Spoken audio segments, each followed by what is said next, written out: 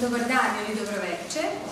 Dobrodošli u Sombor, u Veljkov Ravangrad, na 10. Veljkove dane, a 7. po redu Golubić.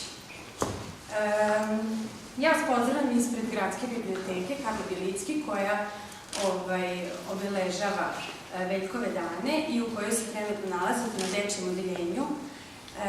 Nagrada za najuspeliju priču prvobitno je bila zamišljena kao regionalna, da bi ona zbog značaja koji je dobila prerasla u međunarodni konkurs za dečju priču.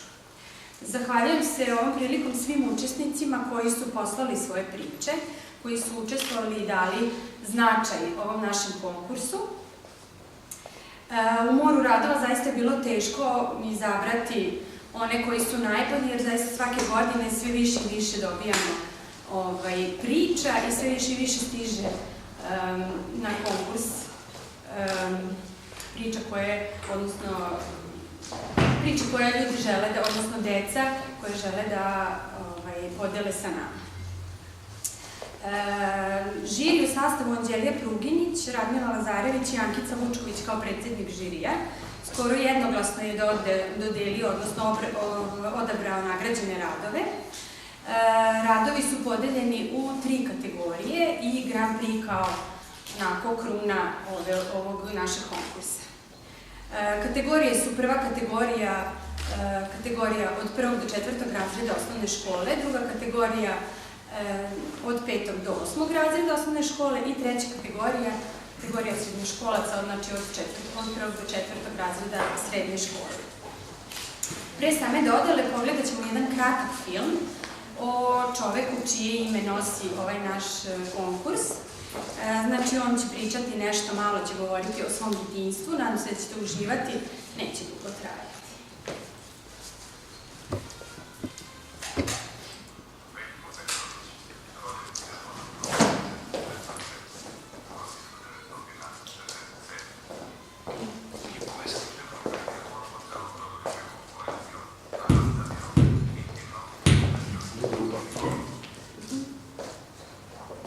Veoma plodan prozni pisac. Pretežno slikao panoramu Vojvodine, njen ambijent i ljude, spajajući živopisnu observaciju i iskonsku čovekovu vezanost za zemlju.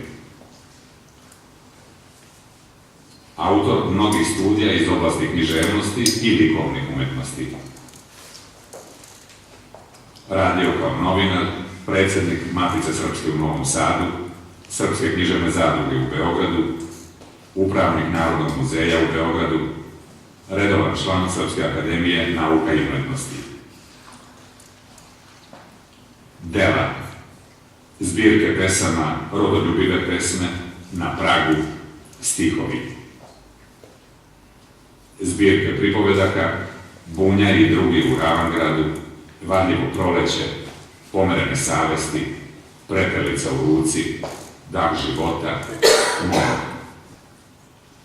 Članci o književnosti i književnicima i drugi.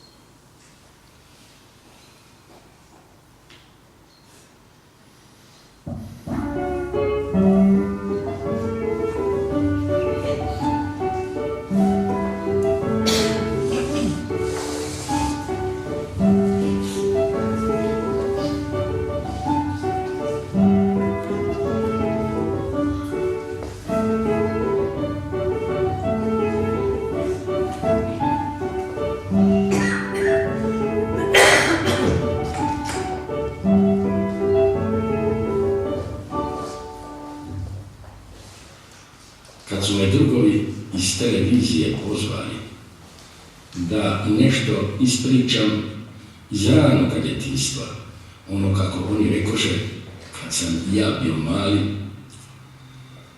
pre nego što sam se počeo sjećati pojedinosti istoga ranoga doba, ja sam se sjetio divnih stihova nezamenjivog našeg Čika Jove Zmaja, gdje on kaže: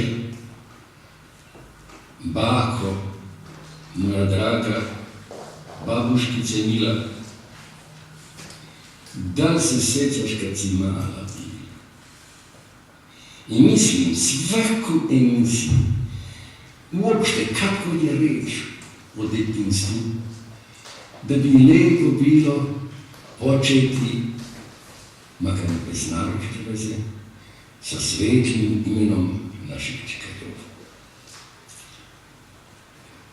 Uspomene iz najranijeg detinstva, znate, one su dve vrste. Prve, koje ljudi gore obično nisu njove, nego su njovi rođaka, koji su mu pričali, a on u onoj prijemčivosti prvoga detinstva usvojio te uspomene, pa ih onda poslije sam kao čini mu se da su njegove spomene. I onda one kojih se zaista sjeća iz toga doba. Meni se čini da i one prve imaju svoje važnosti i interesa. Kako da vam počnem? Ja sam se rodio u jednome od naših, to smijem reći, od najljepših i najkulturnijih gradova, u Somboru, koji je pun cveća, pun zelenila i pun mladosti. Taj grad kao da ima dva proljeća. Ono kad se sav rascveta u proljeći, sve one živice, one leje i drvoredi, i u jesen kad u one mnogobrojne škole nagrne mladost i ceo grad zazvoni od one simpatične džere đaka. Samo što ja u tome gradu nisam proveo prve godine svoga detinjstva, već samo 1 godinu. Čim su me vratili od jedne dobrodušne dojkinje, pošto sam majku izgubio u 1. mjesecu posle rođenja, čim su se me odande vratili, na veliko zaprepašćenje mojih tetaka, jer nisam teo da vidim, okretao sam se od svih mogućih slatkiša, torti, piškota, a vatao rukama samo hleb, kruh, pošto sam se od te iste dobrodušne seljanke napio bunjevačkog mlika i purenjaka i pečenih bundeva. One su bile očajne i su mislile da nikada od mene neće postati civilizovani građani. Kažem, tu tek što su me vratili, odmah sam morao biti odnesen u Karlovce, da mi je otac postao profesor. A nije čudo što je naš Branko Radičević onako opevao te Karlovce, da zaista taj ustanova prosvetnih, mnogo đaka, tu je bila ona slavna, najstarija srpska gimnazija, tu je bila Bogoslovija, tu su bili fondovi narodni, dosta znatni, pa je tu bilo inteligencije, omladine napredak, a sam položaj Karlovaca u podnožju one ubave Fruške gore, slavnoga vinogorja Karlovačkog i na velikoj svetskoj saobraćajnici, na golemome Dunavu, kao da je stvoreno da se tu omladina i fizički pridigne i da prva svoja znanja tu stekne i upotpuni. Naročito je za omladinu privlačno bilo što iza pozadine počinju vrtače doline, počinju one lepe vinogradske hubke, a Dunav sam po sebi tu se razgranjava u tihe Dunavce, zaokružuje, zaobljava peščeve ade, sve je to za zabavu za, što se danas kaže, rekreaciju omladine bilo.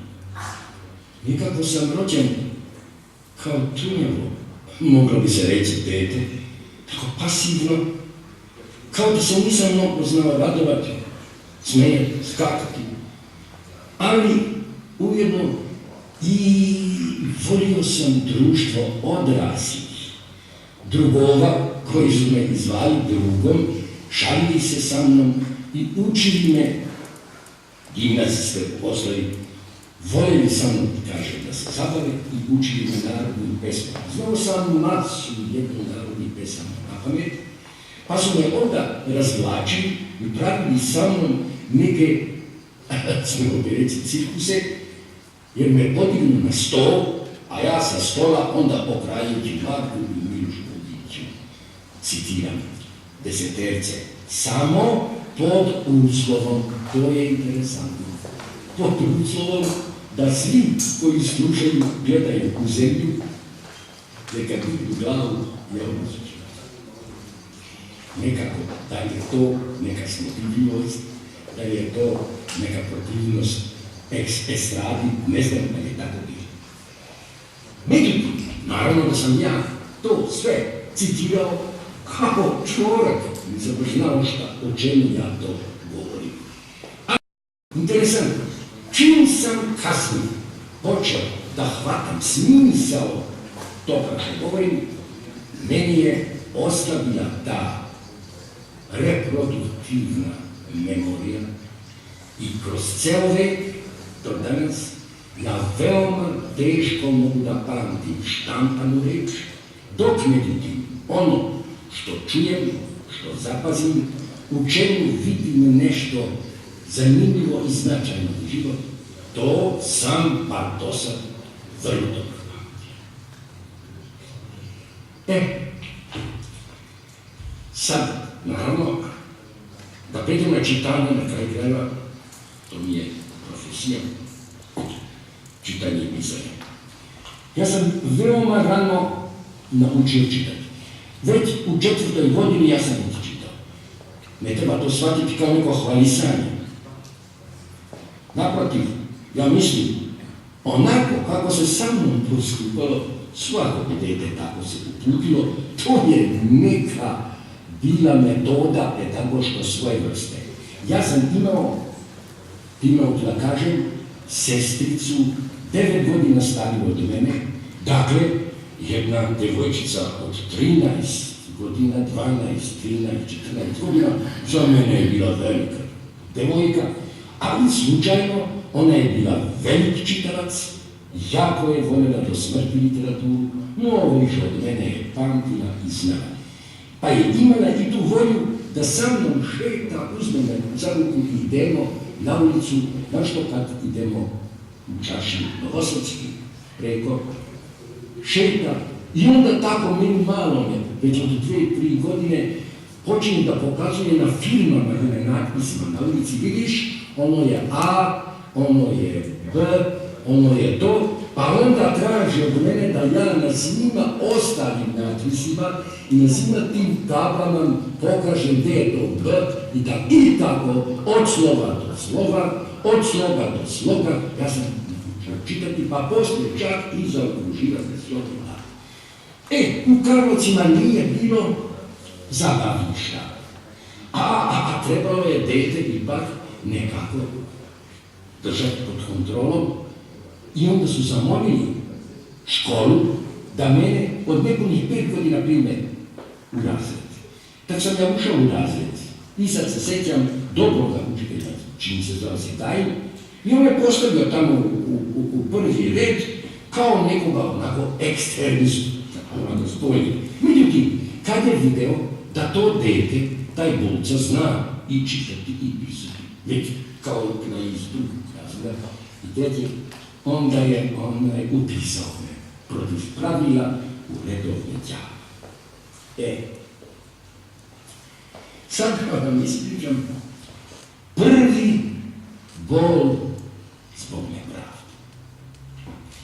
Ja mislim svaki čovjek, svako dete ima tako neki doživljaj kad se stegne njegov deče srce. Kad je došlo do ispita, onda ta školska odaja prvog razreda bila je ispićena, sestre i majke te dečurije su to ispitile, došao je gospodin Radat, izaslanik školskog savjeta i poneki roditelji u tu ukrašenu sobu da čuju svu decu.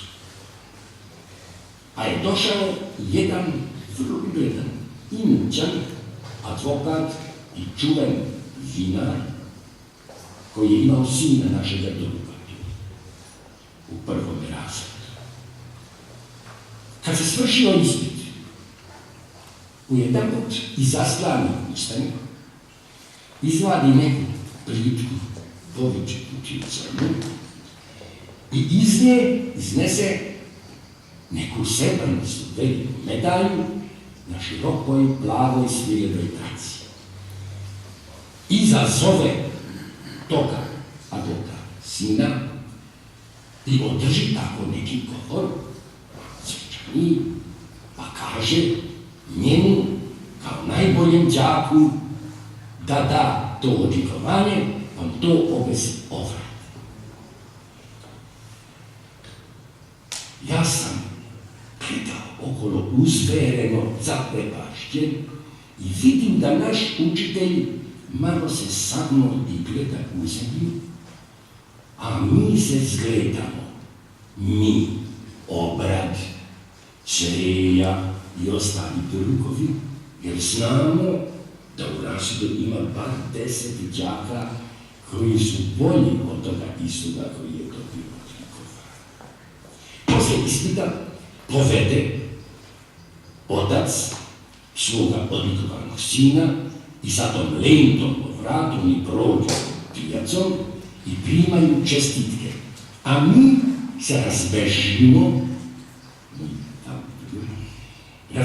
pa tako i ja trčeći kući da mojoj sestri u krilo zagnujem glavu i da se istroši. Da, ali nisu to samo uspomene iz toga rana. Ima mnogo prijatnih i lepših. Naprimjer, i Karlovačka zima. Ne znam kako bi vam to, da to osjetite i da vam bude zanimljivo opisao. U ono doba, to će znati i ovi meteorolozi i prirodnjaci, stvarno je bilo stalnih zima. Pa kad padne snijeg krajem novembra, on traje do februara. A možete mi sad misliti kako da bavno nasilje s omanjim kućama, tu je sve pod šubom, to je sve pod šubom, nedirnog, belog, onog snijega, to je jedna divna slika i onaj vazduh i onaj miris toga, te čistote koju snijeg odaje. Znate, to je nezaboravno, mi smo to osjećali, mi deca, znate već, pa osim toga i grubvanja i pravljenja onoga beloga čiče s njom, sve to svud cude, ali u Karlovcima je jedno. Ide se da se za Novu godinu i Božić prinovi i na sankama sa praporcima i na sankama prelazi se u Novi Sad, da se tamo naravno kupi. I ide se sankama, a da se ne zna, to jest da se ne bi znalo kad se dođe do Dunava. Jer mora da se obeleži ipak sigurnosti radi put, gde je siguran toliko debelo led da podnosi red kola koji idu tamo i natrag, pa se kao zlato u rodilini žutom slamom, tamo je zima postala, a nama vire samo nosići iz onih bunti i onih marama u koje su nas zavili, čak su i vrele cige među dole u senku, a nama vire, kaže, nosići kao što i iz krovova tek tako nešto proviri znate i dozorčići. To je jedno uživanje koje se ne može tačno da iskaže, ali je to bilo svake godine redovno ispadalo.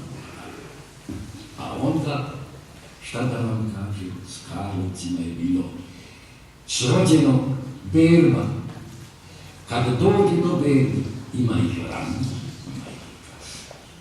Kad dođe do berbi, onda i nama, djeci, onako male putune, to je ono kaučac, opleteno na ramenima, se nosi, da se nosi onamo gde gaze, tamo ona su još većinom kazni, nije bilo presne.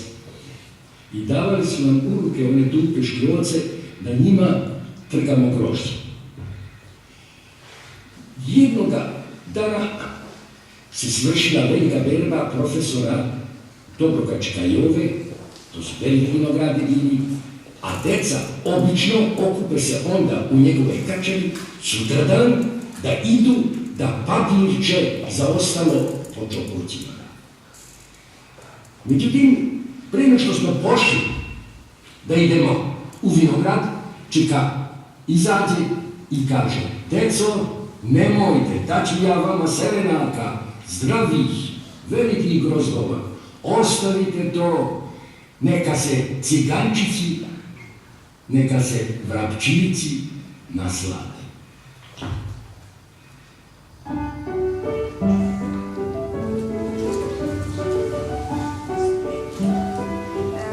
Ja ću pročitati sada dobitnike prve kategorije, znači deca uzrasta od 1. do 4. razreda osnovne škole. Prvo mesto je osvojio Nikola Petković, 404 iz osnovne škole Stefan Nemanja iz Niša. Sa svojom pričom uvek misli svojom glavom. Drugo mesto Milica Ravnjak, 3.2, osnovna škola braća Grulović iz Beške i njena priča Pas i telefon. I treće mesto Tara Miletić iz Kušumlije, osnovna škola Darinka Pavlović, 4. razred, pomalo smešna bajka. Sad danas je sa nama Milica Ravnjak, koju molim da izađe i da nam pročita svoju priču. Evo Milice, ja sam čestitam, zvanično.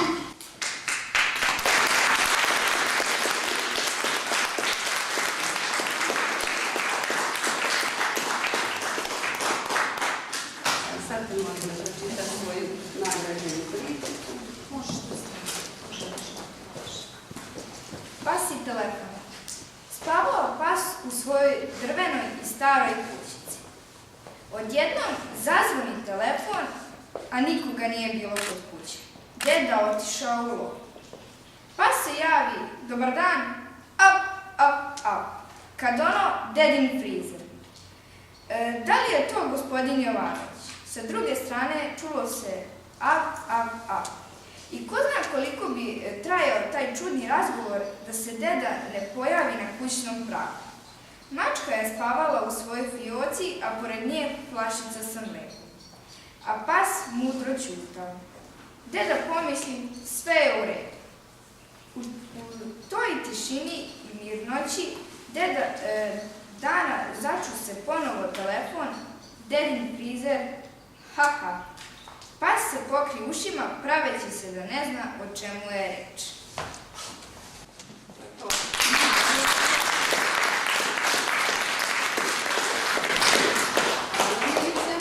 Druga kategorija su učenici osnovnih škola od 5. do 8. razreda. Prvo mesto je Dunja Vićentijević, 8. razred, osnovna škola Vasa Čarapić iz Belog Potoka, sa njenom pričom Glasovi u vetru. Drugu nagradu je osvojio Luka Barović, osnovna škola Vladislav Ribnikar iz Beograda, sa njegovom pričom Nagovešten. I treću nagradu je osvojila Milica Zdravković, 7. razred, osnovna škola Vasa Čarapić, takođe Beli Potok. Njena priča zove se Svet iza zidova. Obzirom da nemamo prisutnih danas ovde, ja ću pročitati prvu nagradu iz druge kategorije. Glasovi u vetru. Običan dan na plaži. Sve vrvi od glasova, dečije vike, talasa. Lenju se istežem na peškiru ispred suncobrana. Dosadno mi je. Nema zanimljivih sagovornika. Sve sam knjige pročitala. Odlutah malo u mislima.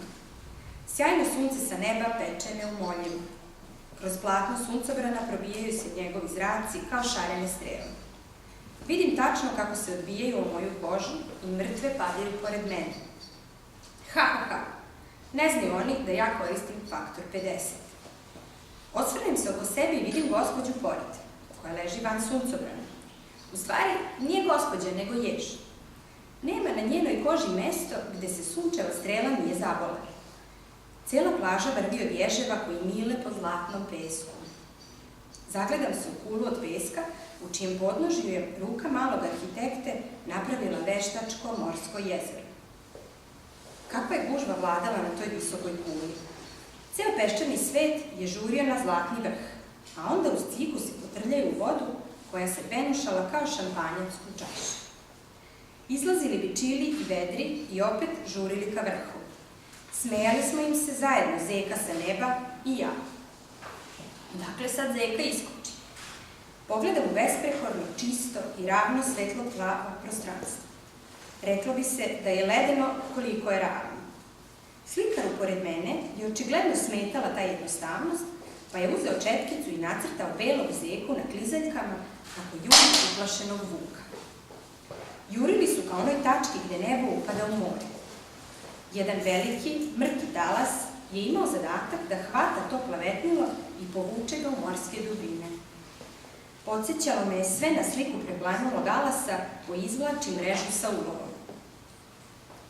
Iz te tačke gde se nebo pretvara u more, pojavila se crna tačka koja je postajala sve veća. Napravih od svojih prstiju dvogled, a pogledah kroz njega. Bio je to crni brod sa belim jedrima kao sneg. U stvari, bio je to gospodin brod u crnom svečanom odelu sa belom uštirkanom košuljom i lulom u ustima. Ispred njega je išlo 10 slugu sa kosama, koseći zanjihane talase da se njihov gospodar ne ukvasi. A on je jezdio ponosno i nadmeno ne gledajući na nas ježeve što milimo po peščanom zlatu. Njegova gospodska krma se nikada neće uprljati time. Vratih pogled na malog arhitektu ispred sebe i videh da je rešio da se okupa u svom jezeru, a tužna zlatna zrnca su morala svojim kućama. Alarm u mom stomaku upozori da je i meni vreme da krenem kući. Baš se ogladni od ovog maštaranja.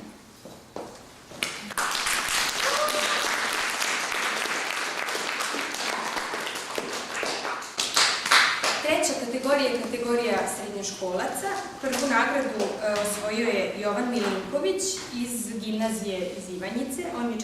razred i njegova priča se zove Čovek postaje slobodan svojom odlukom, otporom, nepristajanjem. Drugu nagradu osvojila je Jana Stojsavljević iz Somborske gimnazije, prvi 5. razred, sa njenom pričom Kameleon. I treća nagrada je pripala Zorani Šarčević iz gimnazije Ivanjica sa njenom pričom Umetničko delo koje me inspirisalo. Ja molim Janu koja je sa nama da izaći da primi nagradu i da pročita svoju priču. Evo Jana, čestitam ti. I dalje uspesuješ i budeš uspešna.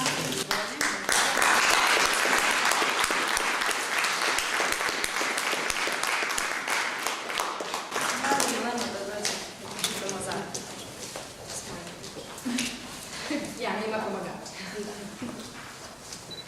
Kameleon. Nove. Već danima osjećam trnce njegove magijske hladnoće, koja mi se tek pristiglom blagom podloči pod kožu. Prodire direktno u moje nerve i to je ono što ne mogu da volim. Od samog jutra na pamet mi pada da se ljudi dele na ljude i na kameleona. Još uvek opijena ružnim snovima, tragam se čarobnom bitkom koja će me vratiti u mremljivu svakodnevicu. Posle ovakvih snova i loša svakodnevica je daje. Zvrr. Telefon, moj najverniji podsjetnik na život. Morat ću da promenim ovu puštajuću zvonjavu sa nečim energičnijim. Muzika je kao aromaterapija za ušno dublje. Opušta i stimuliše u zavisnosti koju esenciju koristiš. Kameleoni. Ovako rano samo oni zovu. Alo, ko se osuđuje da mi kvari jutro? Dobro jutro. Ovdje je doktorica Snežana Puhovski, majka tvoje drugarice iz razreda Lize. Verujem da ti je Liza pričala o meni. Svakako, doktorice. Kako vam ja mogu pomoći? Liza mi jednom reče da je za mamu titula važnija od Boga, porodice, vazduha, ljubavi. Dobro, možda je malo i preterala. Mada je Liza u tom trenu delovala prilično odsutno, onako duboko nesrećno, kao da je osjećala gubitak poverenja u nekoga dragog, kome se dugo i iskreno darovala. Liza se sinoć nije pojavila na času italijanskog, a pre toga nije otišla ni u školu baleta, što je veoma čudno. Znaš, Liza je veoma disciplinovana i odana svojim dužnostima. Od malih nogu sam je učila da se poštovanje drugih stiče bogatstvom, a bogatstvo snalažljivošću, da bome i poslušnošću. Gospođo doktorice Puhovski, gospođice doktorice, možda se nije osjećala dobro. Znate, i robotima se desi kvar. Taman posla. Moja Liza je sportski tip, ona ne može da se osjeća loše. U stvari, što ona ima da se osjeća ili ne? Obaveze su obaveze. Zar misliš da članovi naše vlade imaju vremena za odmor? Ha, baš potrefli ste. Bolje da ste rekli članovi naše fudbalske reprezentacije. Rezultati su im poprilično isti, samo se razlikuju nijansama svila. Bože dragi, ove kameleoni se odmah prilagode jedni drugima. U naletu gađenja osjetim neku nepravdu, lošu karmu, kad pomislim da ću se ovakvima morati deliti ovo zemaljsko vreme i prostor. U redu, pomislila sam da si spremna da razumeš i da vodiš ovakve razgovore, ali ti si svakako još suviše mlada, tako reći nezrela, za razgovore odraslih na kakve sam ja navikla. No, vratimo se Lizi. Ono što me zaista zabrinulo je to da je nisam pronašla u stanu jutros kada sam ušla u njenu sobu da je probudim za školu. Doktorice Puhovski. Naravno, lapsus linguae. Vi to, pretpostavljam, razumete skoro kao i srpski. Liza je ponekad znala reći da bi njena majka pre razumela na latinskom nego na srpskom jeziku, pošto njihov odnos više ličio na dijagnozu nego na razgovor. Kako je moguće da Liza nije bila u krevetu kad ste prethodno večer vidjeli da ona odlazi u svoju sobu na počinak? U stvari, ja sinoć nisam stigla da joj se javim, pošto sam nakon silnih obaveza na poslu otišla sa prijateljima na pozorišnu predstavu, pa na par pića i tako se to odužilo do kasnu u noć, te sam se u stan uvukla krišom, ne želeći da je probudim. Baš interesantno. Kakva je bila predstava? Sigurno ste uživali u glumcima, prijateljima, pićencetu. Izvanredno. Pomislila sam da bi bilo lepo kada bismo i ja i Liza proveli skupo barem jedno ovako večer. Kada biste vi i Liza ponovo postali svesni jedno drugoga i kada biste zajedničke uspomene pretočili u sjajnu budućnost, ušuškanu u veobožanski ljubavi majke i deteta. To ste pomislili, zar ne? Kako se usuđuješ, pokušavaš da mi držiš lekcije, ti koja živiš u tom kokošincu kao neka, Kao ološ koji uvek ostaje ološ. Zar mi niste tako okarakterisali prilikom našeg poslednjeg susreta, kada sam se usudila da utešim Lizu, nakon što ste osramotili pred celim razredom? Naterali ste sopstvenu kćer da se obuči našmike kao penzionisani kloban, što nije moglo proći neopaženo uz podsmehe i ispradnju svih prisutnih. Ja sam samo branila svoje stavove. Vaše stavove, gospođice doktorice, trebalo da brinete o osjećanjima vaše ćerke, a ne o vašim stavovima. Lizi nisu potrebni stavovi, već pažnja, nežnost i osjećanje. Tu prestaju naučno-teoretske zavrzlame, kompleksnost vašeg snobizma dobija formu primitivnog egoizma i nedostatka ljudskosti. Na tom ispitu ste pali i da biste to popravili, morat ćete ga ponavljati mnogo puta iznova. Čini mi se da si ti mnogo bolje obaveštena nego što sam očekivala. Gde je Liza? Možda sve što danas znam, sutra neću morati da pametim. Naravno, to mnogo me zavisi i od vas. Sinoć dok sam brisala suze vaše usnule ćerke, na televizoru sam pratila priču o kameleonima. Čudesna stvorenja. Da bi opstali, od prirode su dobili dar da menjaju boju kože i da se na taj način prilagođavaju različitim situacijama u životu. Mi ljudi smo sličan dar dobili u jednoj boji koja se odražava u crvenilu naših obraza. U zavisnosti od toga koliko smo spremni na priznanje greške i izvinjenje, naše crvenilo odražava nivoje naše iskrenosti i samoprepare. Možda ovoj osobini ljudskog organizma ne piše u stručnim knjigama, ali je sigurno urezano u beskrajni zapis o ljudskoj duši, u kojoj se koloriti osjećanja prepliču od boja kože kameleona. Svi smo mi ponekad kameleoni, samo je veština u znanju pronalaženja prave boje u pravom trenutku. Doviđenja, doktorice. Želim da što pre pronađete vašu pravu boju i da je stopite sa spektrom boje vaše kćeri. Zbogom, Justicije.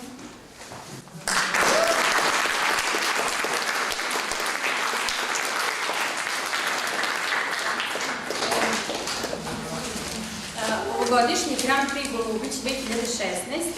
osvojio je Petar Lučić, koji nam dolazi iz Živinica. On pohađa gimnaziju u Živinicama i učenik je prvog razreda.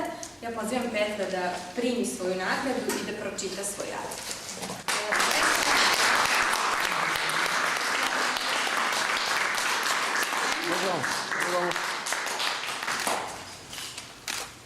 Hvala.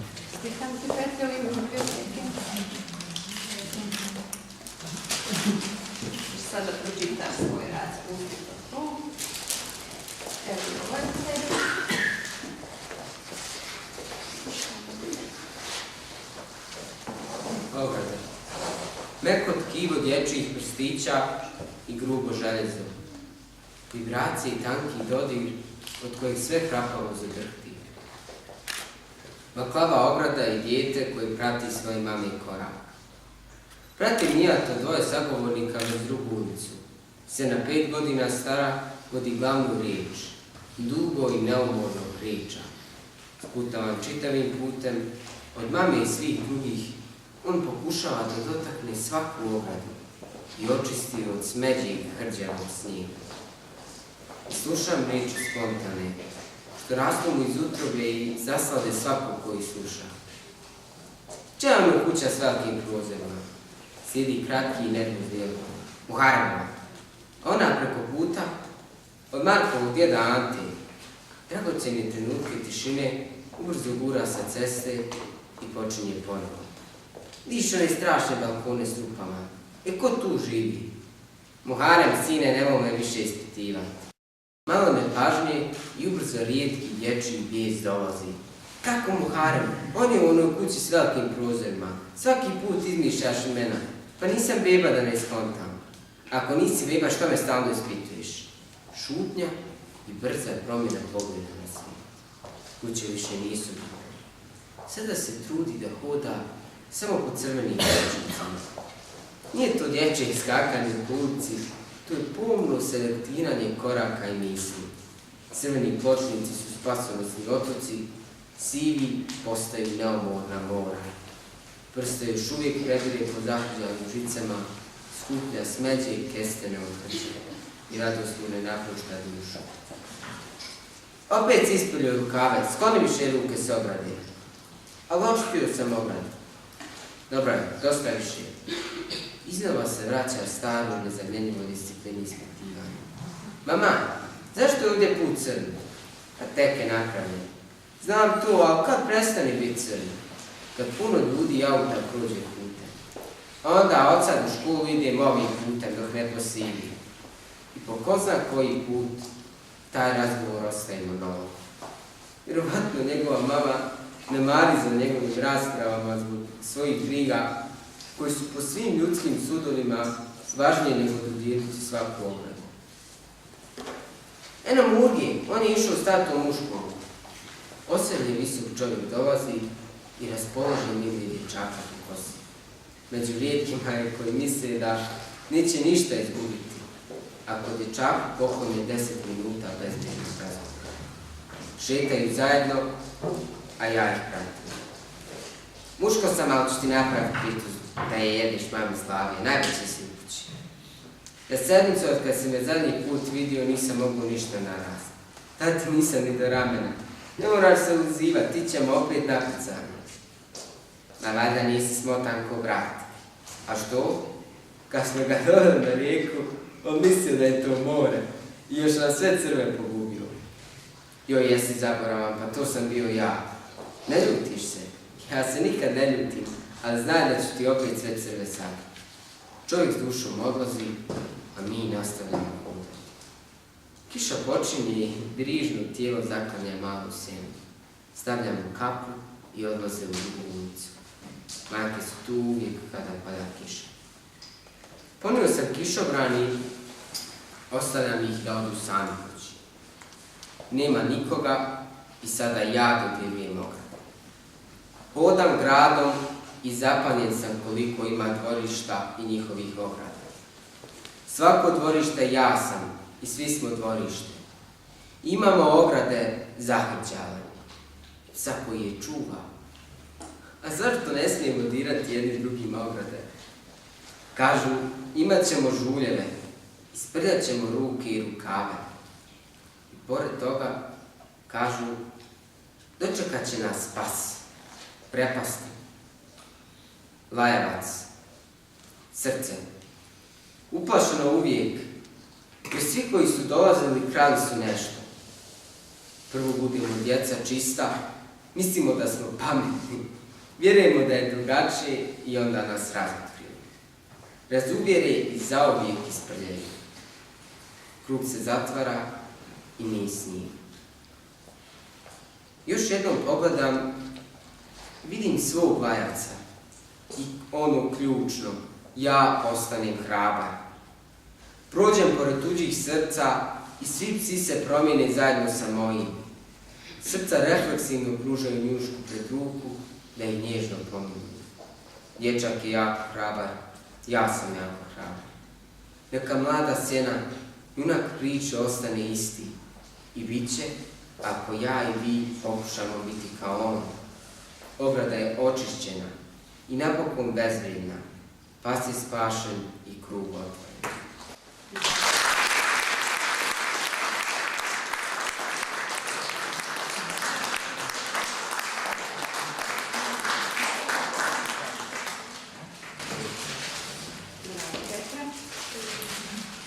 Ja se zahvaljujem Petru i svim prisutnima, svim dobitnicima, njihovim prijateljima i roditeljima i nastavnicima koji su došli. Nadam se da vam je ovo podstrek za dalji rad i nadam se da će i vaši drugari koji su također, oni će dobiti svoje diplome, da će i oni također raditi vredno do sljedeće godine i da se vidimo sljedeće godine, da ćemo vidjeti neka vaša imena, prepoznati i sljedeće godine na našem konkursu. Ja vas pozdravljam ovim putem i pozivam vas da se tamo malo poslužite, da se osvežite i prijedno večer. Hvala.